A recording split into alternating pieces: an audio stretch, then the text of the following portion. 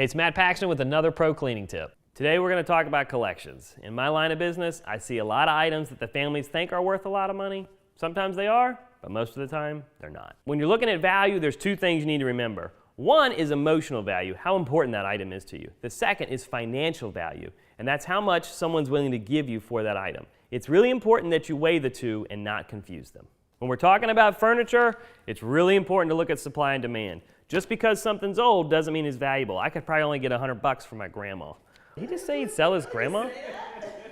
Your parents might have paid a lot of money for this, but tastes have changed and no one's buying antique furniture. Don't expect to get the value that your parents paid.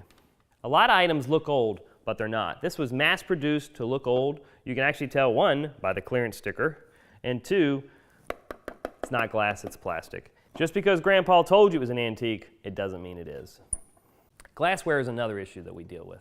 People think that, oh, this is an antique ice cream. What is this? Milkshake cup. Antique soda fountain glass. All right. It's actually a mass-produced parfait. Best way to find out if glass is valuable or not is look for the seam. If there's a seam, it means it's mass-produced, and it's really just neat, not very valuable. Comic books and baseball cards can also bring a big challenge for us because people think just because there's a lot of them in the collection and they're old, they're valuable. Not always the case. I look for a pre-date of 1984. If it's before 84, there's a chance it has some value. If it's post-84, probably not as much. If it says limited edition, most likely it's not. That's just a marketing ploy to make you buy more. Be careful when you're looking at baseball cards. Some have a lot of value and you need to do your research. Sometimes you will find a gem, like a 1968 Johnny Unitas, amongst a bunch of junk. It's a Peyton Manning. That's trash any year. Toys are another great item we deal with. Guess what? The Barbies in the box, they're actually worth some money. And the Beanie Babies, they are not going to put your kids through college.